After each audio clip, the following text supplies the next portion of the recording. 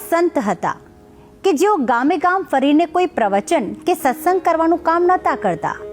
તેઓ જે પણ ગામમાં પહોંચતા ત્યાં વચ્ચોવચ્ચ ઊભા રહીને માત્ર જોર જોરથી હસતા હતા.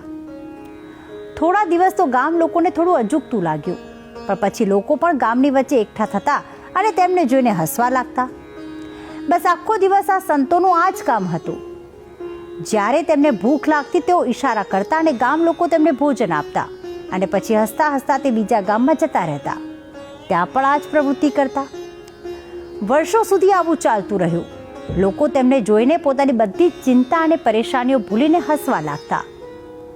હવે તેઓ હસતા બાબા તરીકે ગામે ગામમાં પ્રસિદ્ધ થઈ ગયા. એક દિવસની વાત છે. એમાંથી એક સંતની તબિયત બગડી. લોકોએ વૈદ્યને બોલાવ્યા. દર્દ હોવા છતાં પણ આ સંતના મુખ પર માત્ર હાસ્ય જ હતું. ઉંમર અને દર્દના કારણે આ બાબાનું મૃત્યુ થઈ ગયું. ગામ લોકોને એવું લાગ્યું કે હવે પેલા બે સંતો રોષે ખરી, કારણ કે ત્રીજા બાબાનું મૃત્યુ થઈ ગયું છે, જેથી દુઃખમાં તેઓ રોષે જરૂર. લોકો તેમને રડતા જોવા માટે ખૂબ આતુર હતા. પણ ત્રીજા બાબાના અંતિમ સંસ્કારમાં પણ પેલા બે બાબાઓ તો જોર જોરથી હસતા જ હતા. લોકોએ પૂછ્યું કે તમને આ તમારા સાથી મૃત્યુ પામ્યા છે તેનું કોઈ દુઃખ નથી?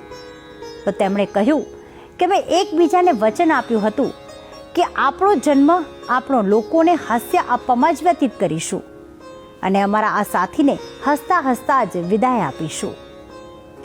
આ વાત એ શીખવે છે કે અન્યોને હંમેશા હસતા શીખવું, અને એ જ સાચું પ્રવચન અને સત્સંગ છે. અને હવે આ વાત એક સુવિચાર દ્વારા પણ સમજી લઈએ.